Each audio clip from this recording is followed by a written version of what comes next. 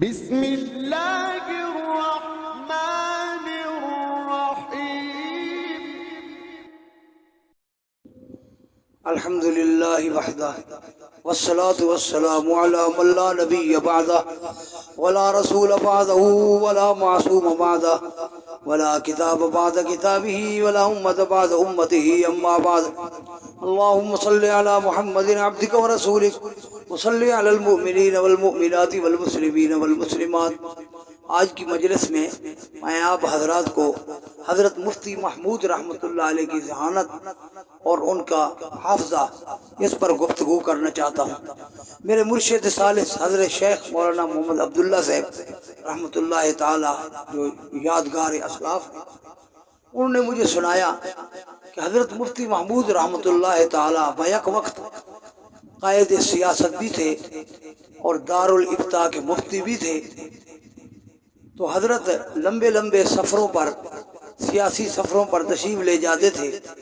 تو آپ نے ایک لمبا سفر سیاسی کیا، جب واپسی قاسم علوم میں آئے اور تیاری کر کے اور سفر کے لیے جانے لگے تو ناظم دارالافتاء نے عرض کیا، حضرت آپ دارالافتاء میں اور مفتی کا انتظام کریں۔ حضرت نے فرمایا کیوں؟ انہوں نے کہا جی 400 فتاوی آئے ہوئے ہیں اور آپ ایک سفر سے آ رہے ہیں اور دوسرے میں جا رہے ہیں، تو ان 400 فتاوی کا جواب کون دے گا؟ لہذا آپ کوئی اور مفتی کا انتظام کریں۔ حضرت نے فرمایا 400 فتاوی میرے پاس لے آؤ۔ تو حضرت مفتی محمود رحمہ اللہ تعالی نے اسی وقت بیٹھ کر 400 فتاوی کا جواب بے تفصیل لکھا آپ نے، اور اس انداز میں لکھا کہ عربی عبارت فتاوی کی حوالہ بھی لکھا اور ان کے صفحے کا حوالہ بھی دیا اور تشریح اور استدلال بھی لکھا۔ جیسے ایک مفتی پوری تفصیل کے ساتھ فتویٰ لکھتا ہے باحوالہ، اس طرح حضرت مفتی محمود رحمہ اللہ تعالی نے 400 فتاوی کا جواب بیک وقت اسی وقت بیٹھ کر لکھ دیا بے تفصیل، اور پھر ناظم دارالافتاء کے حوالے کیا اور آپ سفر پر تشریف لے گئے۔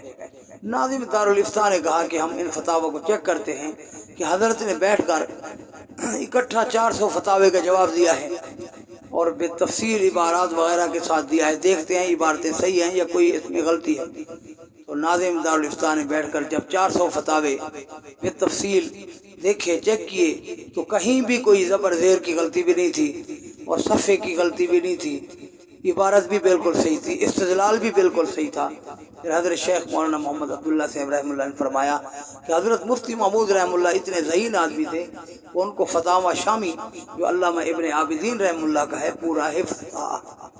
اس وجہ سے حضرت مفتی محمود رحمہ اللہ کو فتاوی کا اتنا استحضار تھا کہ آپ نے 400 فتاوی بیک وقت ان کا جواب لکھ کر دوسرا سفر شروع کیا۔